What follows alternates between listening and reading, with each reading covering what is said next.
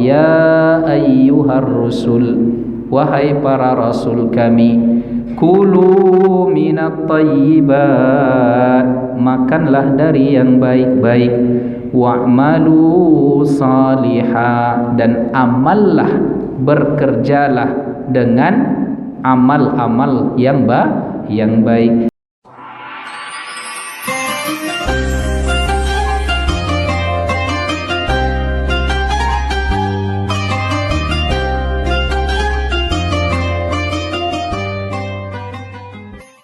Assalamualaikum warahmatullahi wabarakatuh.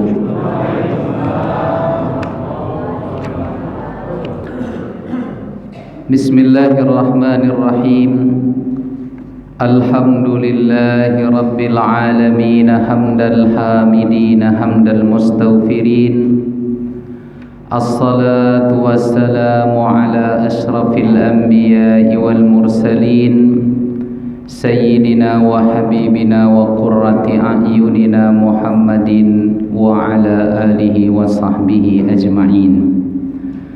Asyhadu an la ilaha illallah wahdahu la syarika lah, wa asyhadu anna Muhammadan abduhu wa rasuluhu la nabiyya wa la rasula ba'dah. Fallahumma salli wa sallim wa barik wa an'im ala sayyidina Muhammadin wa ala alihi wa sahbihi ajma'in. Alim ulama, cerdik pandai, tokoh masyarakat, orang tua kami, ayahanda, ibunda, besar tak disebut gelar, kecil tak dihimbau nama, umumnya hadirin hadirat, tamu-tamu Allah, sidang jamaah fardu subuh yang dimuliakan oleh Allah Ta'ala. Bersyukur kita kepada Allah pada pagi yang penuh berkah ini. Allah mengumpulkan kita di tempat yang baik, dalam keadaan yang baik, dengan niat i'tikaf bermajelis ilmu yang mudah-mudahan semoga detik-detik kita yang kita lalui ini menjadi pemberat timbangan kebaikan kita di akhirat kelak. Amin ya rabbal alamin. Kita harumkan majlis kita ini dengan bersalawat dan berkirim salam kepada Nabi. Allahumma salli wa sallim ala sayyidina Muhammadin wa ala alihi wa sahbihi ajma'in, yang kita tambahkan dengan bersama-sama membaca salawat badar dan salawat nariyah.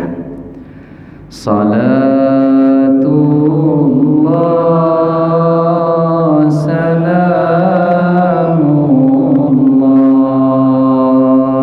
ala Taha Rasulillah.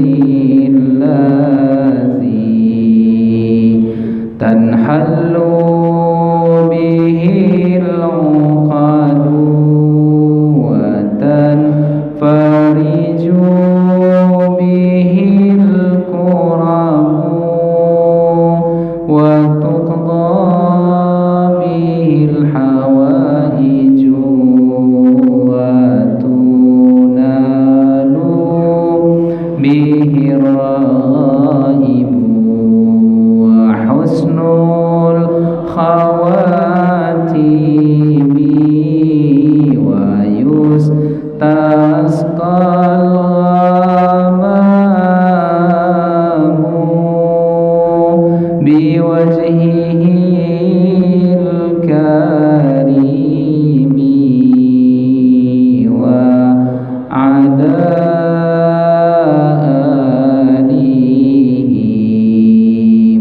wa sahbihi fi kulli lamhati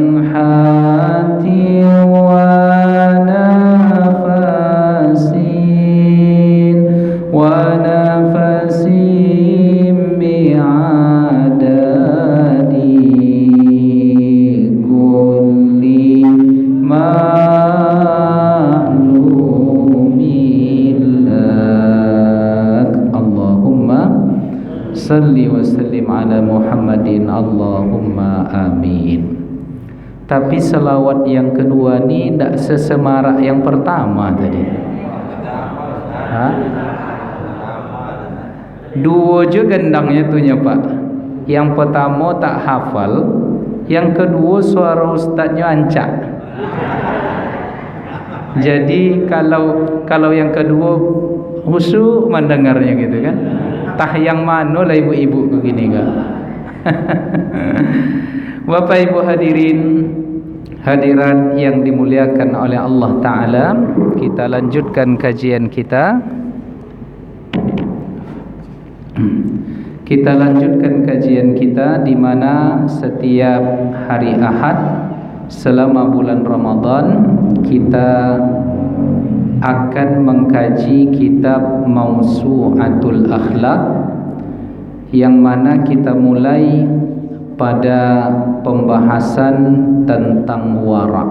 Namun sebelum itu, Bapak Ibu yang dimuliakan oleh Allah, di dalam Al-Quran apabila kita lihat ayat-ayat yang bercerita tentang hukum hakam bulan Ramadan dan berpuasa, sering kita mendengar Allah Ta'ala menyatakan dan disampaikan oleh para tuan guru kita, ya ayyuhalladzina amanu kutiba alaikumus siyam kama kutiba alal ladzina min qablikum la'allakum tattaqun. Jadi puasa itu ujungnya adalah takwa.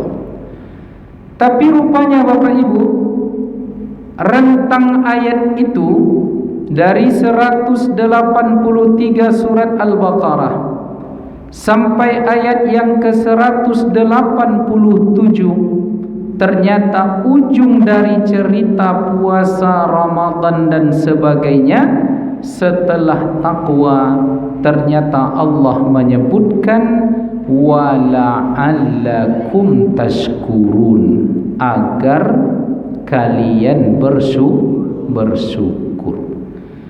Lalu setelahnya Allah masuk lagi kepada ayat wa idza sa'alaka ibadi anni fa inni qarib. Ujung dari ayat itu Allah menutup dengan kata la'alla juga, yang mana Allah menyebutkan wala'allahum yarshudun, agar mereka mendapat bimbingan. Jadi puasa itu rupanya Bapak Ibu, yang pertama tujuannya takwa, yang kedua tujuannya adalah syukur, yang ketiga tujuannya mendapat bimbingan. Itu rupanya Bapak Ibu. Jadi bukan sekedar takwa, tetapi lahir rasa syukur yang pada akhirnya Allah Ta'ala akan membimbing hidup kita. Bapak Ibu yang dimuliakan oleh Allah, pada pembahasan kali ini kita akan bercerita tentang takwa itu sedikit.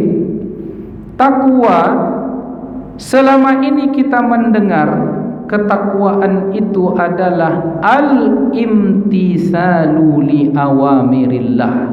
Bagaimana kita selalu mengerjakan perintah yang Allah perintahkan, wal ijtinabu ala an-nawahihi, lalu meninggalkan segala yang dilarang. Jadi kerjakan perintah, tinggalkan larangan. Lalu ada pula definisi yang disampaikan oleh Ali bin Abi Thalib. Ali bin Abi Thalib menyebutkan takwa itu memiliki 3 unsur. Yang pertama, al-khawfu min rabbin jalil, harus ada rasa takut kepada Allah yang maha agung, yang maha perkasa. Wal amalu bitanzil, dan mengamalkan isi Al-Quran. Wal isti'dadu liyaumir rahil, dan bersiap untuk hari kematian. Jadi orang yang bertakwa ini 3 nih yang dia laksanakan. Yang pertama, muncul ketakutan kepada Allah. Kemudian bila membaca Al-Quran, dipahami maknanya, diamalkan sedaya upaya. Lalu yang ketiga, orang-orang yang bertakwa itu selalu ingat mati. Orang kaya mati, orang miskin mati, raja-raja mati, rakyat biasa mati. Anda usah dilanjutkan. Nanti kalau saya lanjutkan, jamaah mati, Pak Ustadz. Pas kata Pak Ustadznya ramai menyebut. Allahu Akbar. Jadi Bapak Ibu yang dimuliakan oleh Allah, bersiap siaga apa yang kita persiapkan setelah hari kematian. Jadi sebenarnya Bapak Ibu, kita tidak boleh takut mati, tetapi khawatir ada apa setelah mati itu perlu. Ya, makanya tentang kematian ini yang kita minta kepada Allah 4. Ya, apa doa yang diajarkan oleh Nabi? Allahumma inni as'aluka salamatan fid din wa afiyatan fil jasad wa ziyadatan fil ilmi wa barakatan fil rizki wa taubatan qabla al maut wa rahmatan 'indal maut wa maghfiratan ba'dal maut. Allahumma hawwin 'alaina fi sakaratil maut wan najata minan nar wal afwa 'indal hisab. Terkait kematian ada 4. Yang pertama, ya Allah, berikan taubat sebelum mati, berikan rahmat ketika mati, berikan ampunan setelah mati. Di saat terjadi sakaratul maut, minta kepada Allah agar dimudahkan. Karena berat sakaratul maut itu, Pak. Tak percaya, cubalah. Allah, ya, bila Israel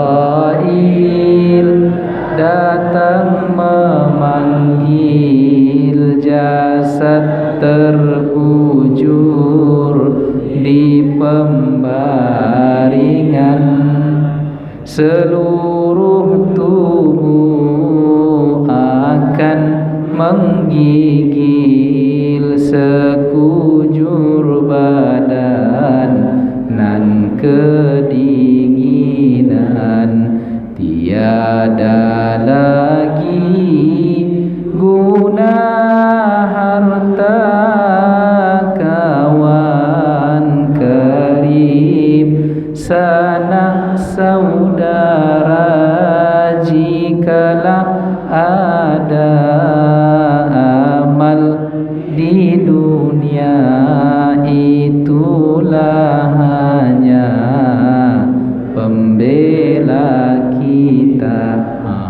Saya kalau nyanyi itu tuh Pak, merinding lah saya. Jadi kalau bisa Bapak Ibu buat alarm HP-nya itu. Ya, jadi pas jam 3, jam 4 Ramadan ini kan bunyi dia tuh. Bila Israil. Itu kan bangun kita dibuatnya langsung tuh Pak. Tapi saya khawatir yang asli itu datang. Bila Israil, aku datang yang asli. Allahu Akbar, ya.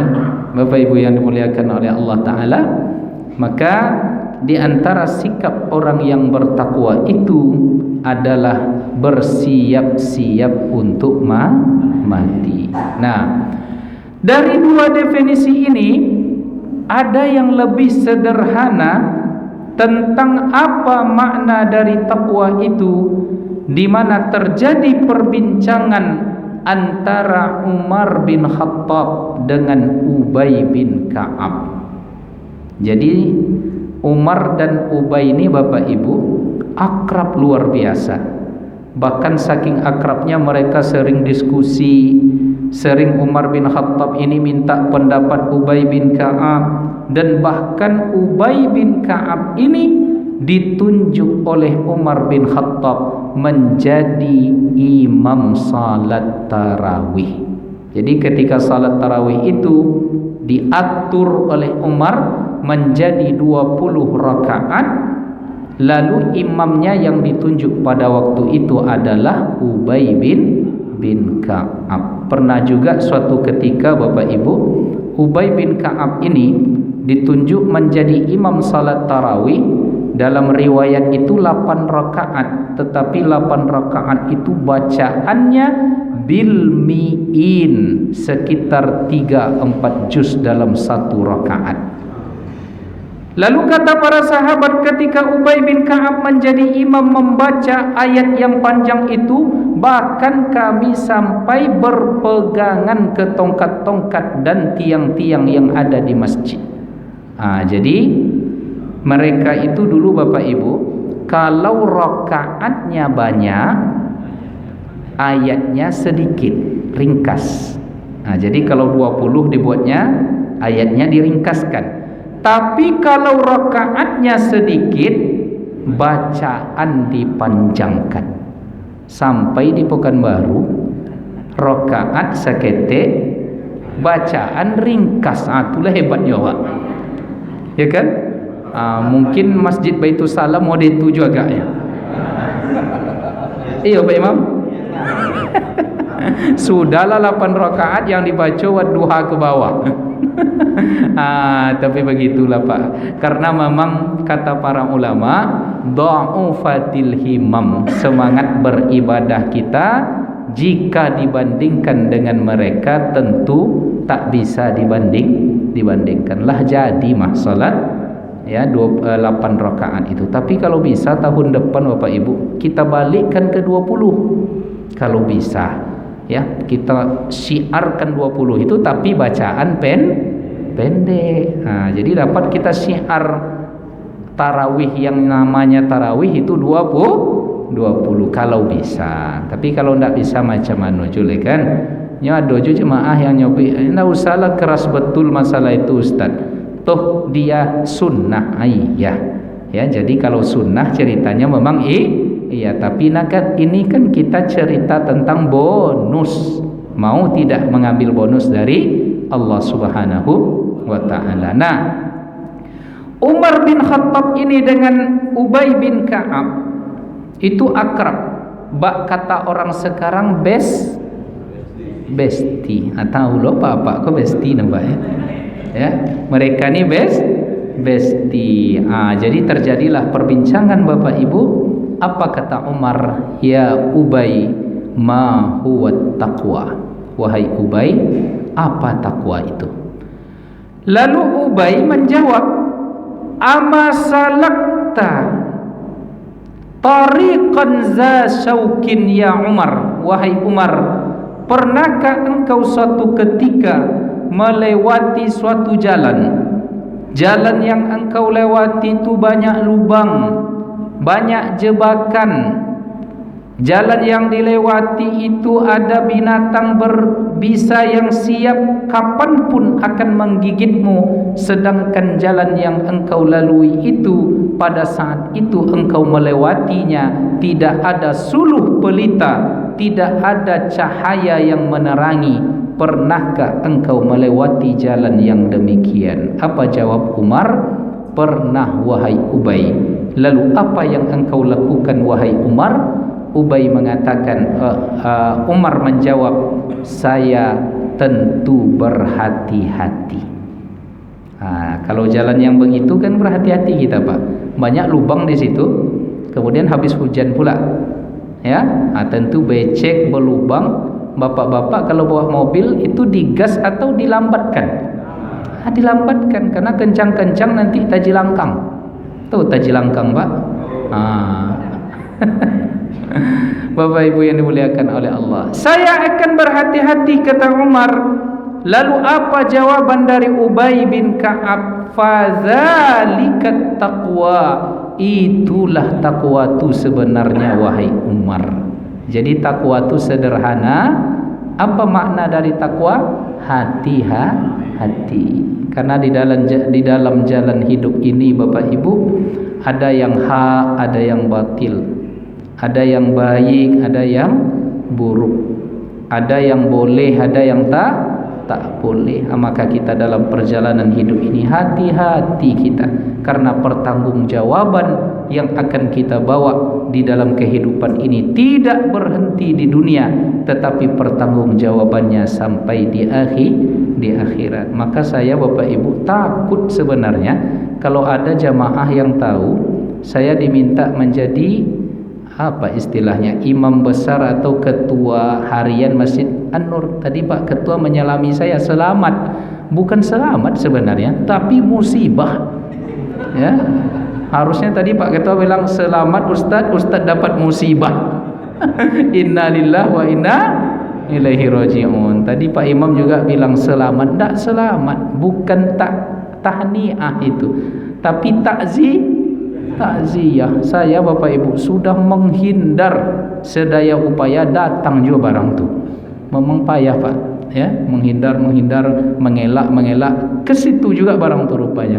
Namun karena beberapa pertimbangan, tengok tak kawan-kawan, tengok tim, tanya para alim ulama, bismillah Ustaz katanya. Bismillah saya bilang. Apalagi nengok wajah-wajah jamaah ahli surga yang mendoakan insyaallah.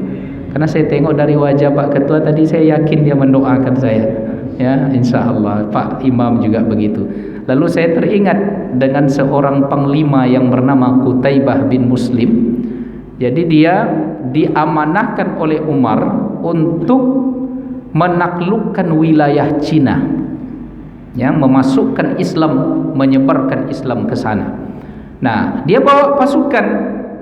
Lalu dalam pasukannya tadi ada, kalau tidak salah namanya Muslim bin siapa, bin Nusair atau siapa, katanya tolong cek ya keadaan pasukan, terutama di dalam kemahnya si Muslim ini katanya.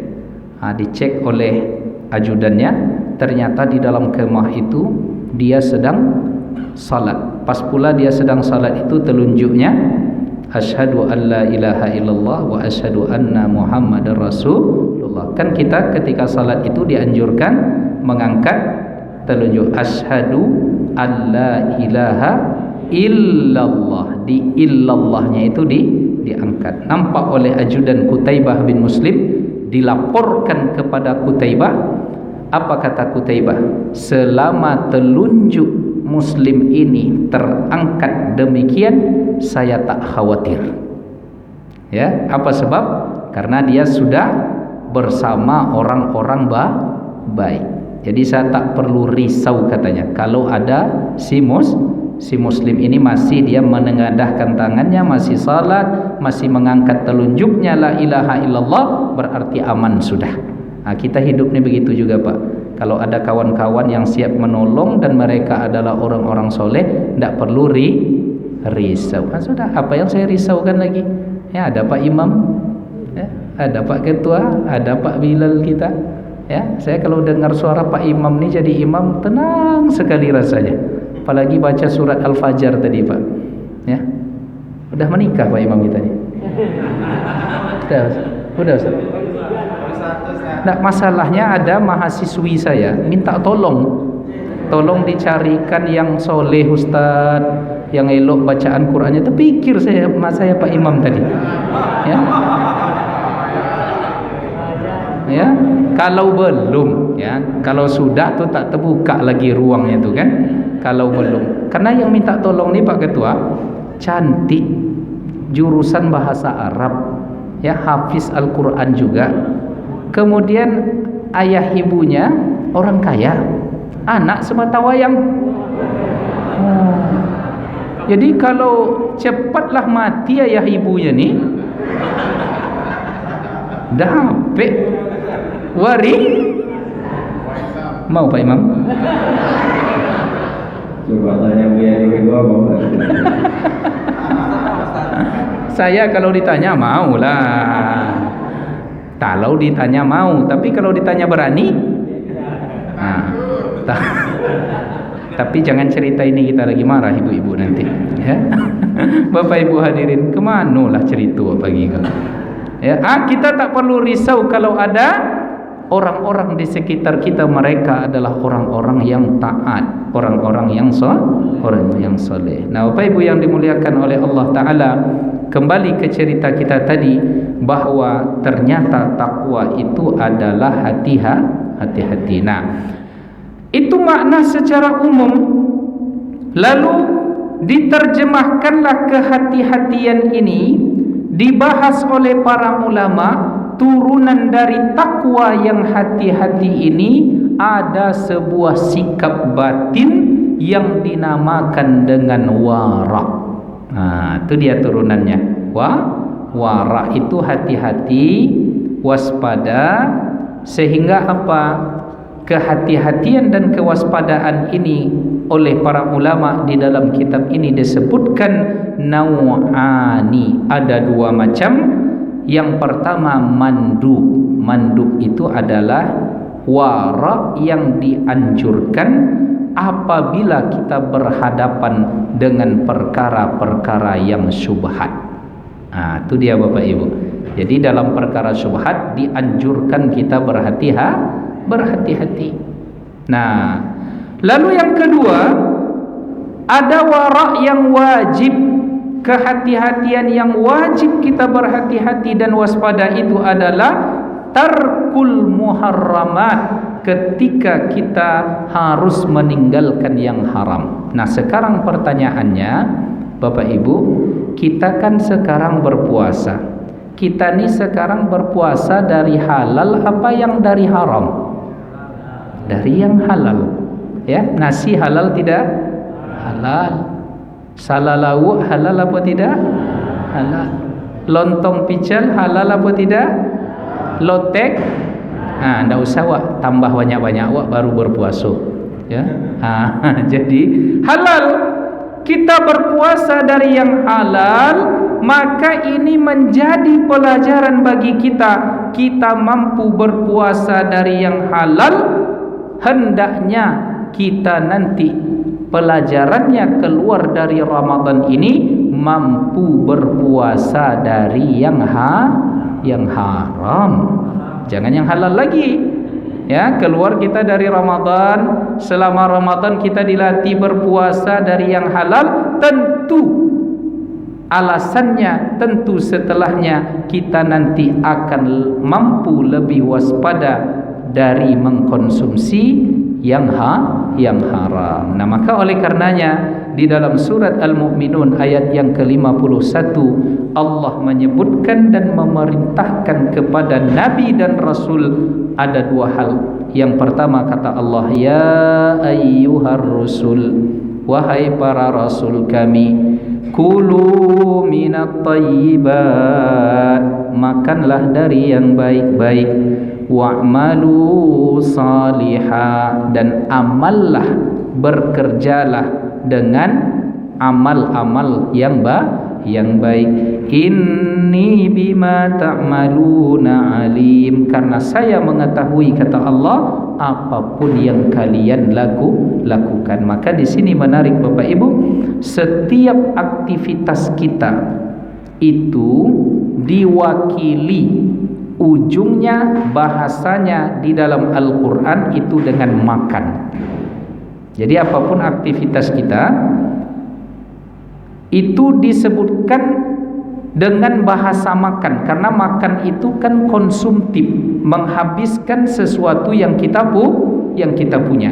Maka kata Quraisy Shihab, salah seorang ulama tafsir, kata-kata makan itu adalah setiap perbuatan kita yang ujungnya konsumtif, maka makan dan minum, kemudian berpakaian, kemudian kendaraan yang kita kendarai, begitu juga rumah yang kita tempati, semuanya itu adalah masuk dalam ranah kata-kata akala yakulu. Jadi maknanya apa? Maknanya ketika Allah mengatakan ya ayyuhar rusul, wahai para rasul kami, wahai para nabi kami, makanlah yang baik, pakailah sesuatu yang berasal dari yang halal, tempatilah rumahmu yang berasal dari yang halal dan baik, kendarailah kendaraan yang kau miliki yang berasal semuanya dari yang halal dan thayyib, wa'malu salihah, maka beramallah dengan amal yang baik. Apa hubung kait antara makan, pakai, tempati, kendarai dengan amal yang baik? Rupanya ini punya hubungan yang kuat. Apa hubungannya Bapak Ibu? Kalau yang empat ini bermasalah, maka amal juga masalah. Apa contoh? Berat rasanya salat berjamaah, kemudian berat rasanya dibawa baca Quran, berat rasanya berzikir, ya, kecenderungan selalu kepada kecenderungan yang tak ada hubung kait dengan amal. Nah, maka pada saat itu Bapak Ibu, kita mesti curiga, jangan-jangan ada yang salah makan, jangan-jangan ada yang salah minum. Bukan hanya pada ain bendanya, tetapi cara mendapatkannya. Jangan-jangan baju yang dipakai ini berasal dari yang cara mendapatkannya tidak baik.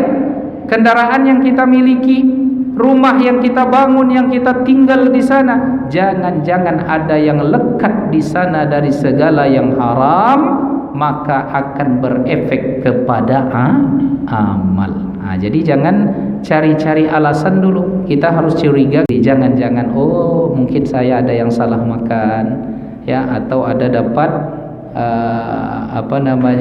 pakaian yang ternyata pakaian yang kita beli itu dari sumber sesuatu yang tidak baik, ya, asalnya. Atau kendaraan yang kita kendarai ternyata dia maaf cakap berasal dari kredit yang ternyata riba. Kalau kreditnya nggak masalah Pak, tapi yang masalahnya kalau kita kreditnya tadi ke finance, lembaga pemberi pinjaman yang menerapkan pinjaman dengan sistem berbunga. Ini banyak nih Pak, ya, beli mobil mewah-mewah, bagus-bagus, rupanya dari cara peminjaman yang apa bedanya? Nah, ini saya tunjukkan bedanya dulu. Datang saya mengajukan permohonan meminjam dana untuk membeli mobil. Datang saya ke dealer, ke tempat jual mobil, saya ingin mobil A. Lalu kata orang, cash apa kredit? Kredit. Maka nanti orang dealer ini akan menunjukkan finance, lembaga yang akan meminjamkan dana ke kita, ya. Akhirnya kita pinjam dana itu, kita pinjam 300 juta, ya, baliknya nanti ke mereka sampai mungkin Pak 500-an mungkin, ya. Lalu finance inilah yang yang menalangi. Kita bayar kreditnya ke dia. Ini bukan bisa lagi, jatuhlah hukumnya kepada riba yang dilarang. Nah, bank juga begitu, bank konvensional. Lalu datang saya lagi misalnya ke bank syariah, saya pinjam uang. Oh tidak, kata bank syariah, pinjam uang tak boleh dengan sistem begitu. Lalu macam mana? Kami yang membelikan ke mereka. Kami beli 300 juta. Itu kan dah punya siapa? Punya bank syariah. Lalu bank syariah menjual ke kita secara kredit. Itu tidak masalah. Paham bedanya, Pak? Di situ titik bedanya. Ustaz, dulu saya tak mengerti tentang hukum hakam begitu. Kalau tak mengerti, mudah-mudahan dimaafkan oleh Allah Ta'ala. Jadi angsurlah ya. Sambil mengangsurnya itu baca astagfirullah. Karena dulu tidak tahu. Kan banyak kita ni kan tak tahu, Pak. Jadi tak bisa pula kita langsung haram. Tapi kalau ada dana, dibom cepat supaya lepas dari itu. Tapi kalau dibom kena penalti pula enggak? Itulah payahnya kan kalau dah terjebak. Nantilah tu kita bahas ya. Bapak Ibu hadirat yang dimuliakan oleh Allah, ternyata ada efek dari yang salah tadi terhadap amal yang kita lakukan. Maka Bapak Ibu, konsep berhati-hati ini kita belajar kepada Nabi, para sahabat, para tabi'in, orang-orang yang soleh. Mungkin kita tak akan bisa sampai semampu mereka, sehebat mereka, tetapi yang namanya bercermin, tentu kita melihat kepada yang paling baik. Maka Nabi mengatakan, suatu ketika, kata Anas bin Malik, Nabi Muhammad sallallahu alaihi wasallam melewati satu jalan. Lalu nampaklah kurma di situ. Ya. Nah, itu di tengah masyarakat pada waktu itu sudah biasa, kurma yang jatuh dari pohonnya itu sudah diizinkan untuk dimakan, untuk dicicipi. Ya. Tapi Nabi mengatakan, laula anni akhafu, kalaulah saya tidak khawatir, tidak takut, antakuna minas sadaqah la akaltuha, kalau saya tidak khawatirlah bahwa kurma ini adalah kurma zakat, tentu saya akan memakannya. Begitu Nabi itu berhati-hati. Dan bahkan ada yang menarik Bapak Ibu, ya, kehati-hatian itu cerita dari seorang sahabat Nabi yang bernama Muaz bin Jabal. Muaz bin Jabal itu istrinya 2. Ya. Jadi para sahabat itu memang tradisinya pada waktu itu mereka berpoligami. Nah, Muaz ini istrinya 2. Bolehnya berapa, Pak? Semangat Bapak menjawab ya.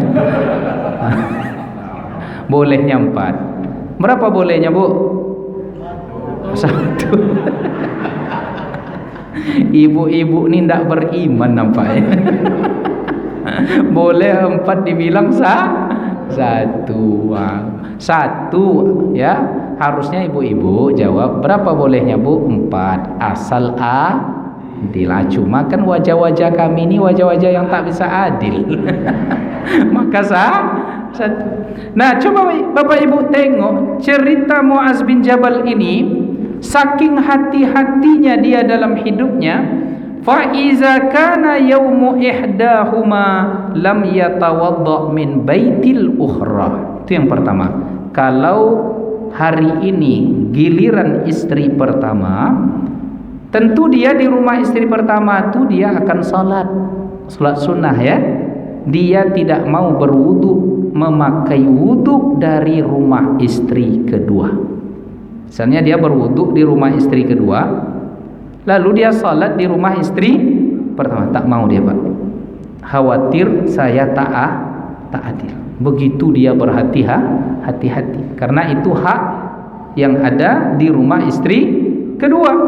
Dan suatu ketika terjadilah wabah yang dinamakan dengan wabah taun.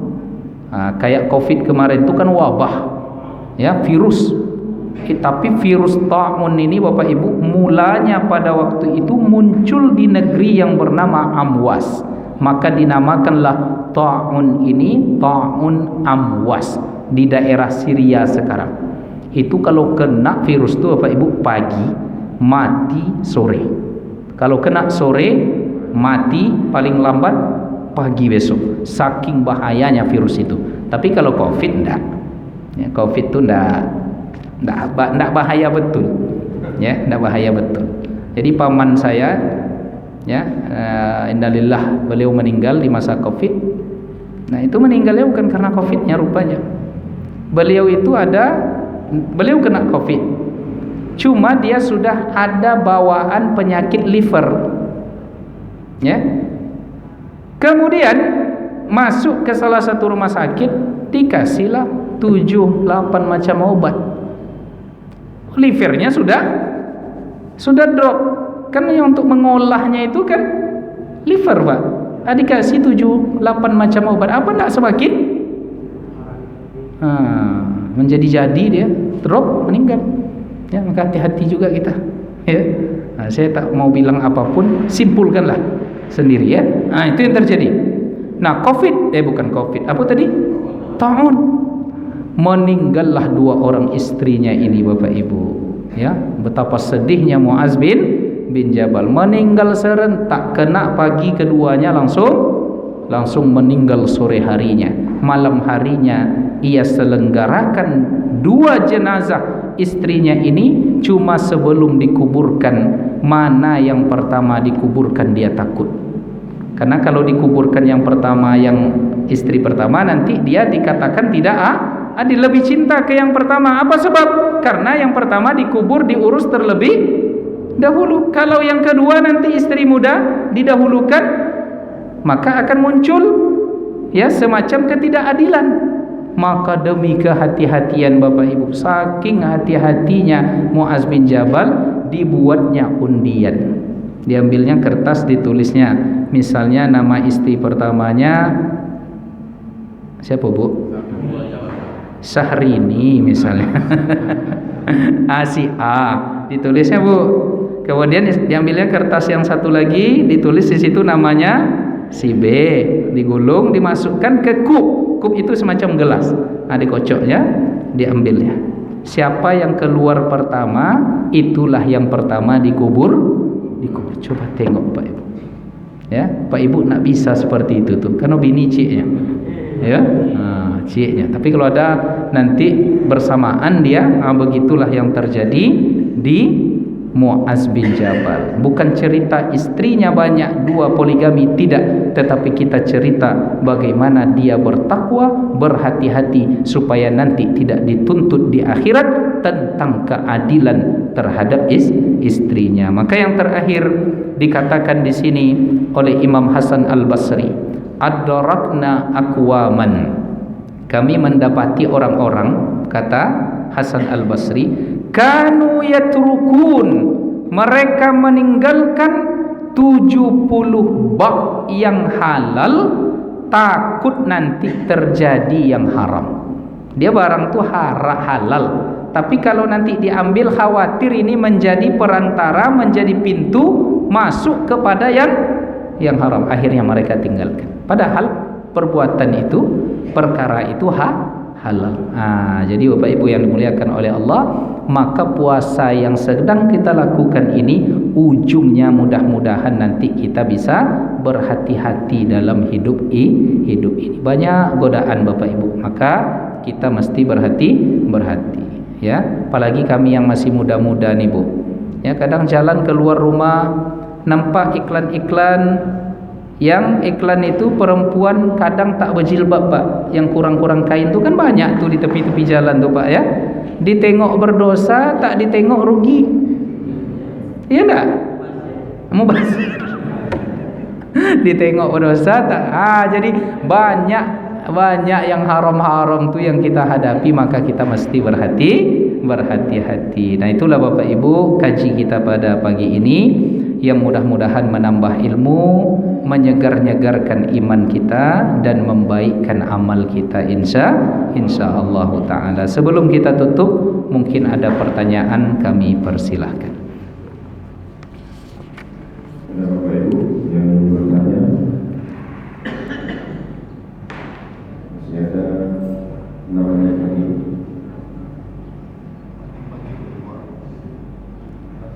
Cukup? Kalau tidak ada pertanyaan lah masuk kaji itu berarti. Dah cukup? Pas, baik. Sebagaimana tadi kita buka dengan salawat dan zikir, maka kita tutup pula dengan bersama-sama bersalawat dan berzikir kepada Allah Subhanahu wa taala. Subhanallah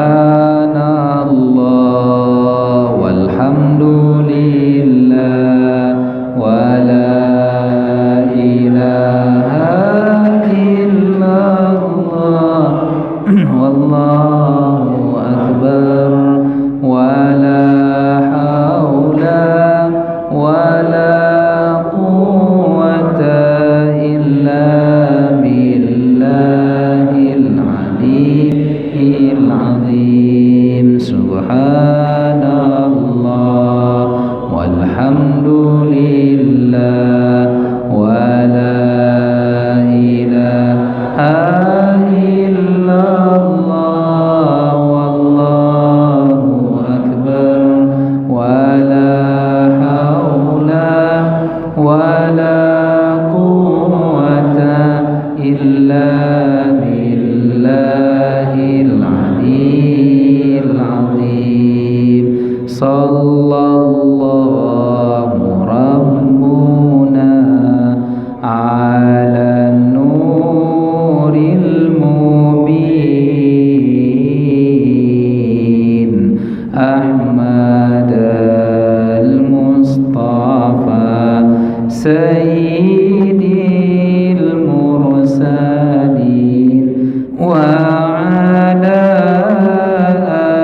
آله وصحبه أجمعين وعلى آله وصحبه أجمعين. Wabillahi taufiq wal hidayah. Mohon maaf lahir dan batin. Wassalamualaikum warahmatullahi wabarakatuh. Waalaikumsalam warahmatullahi wabarakatuh.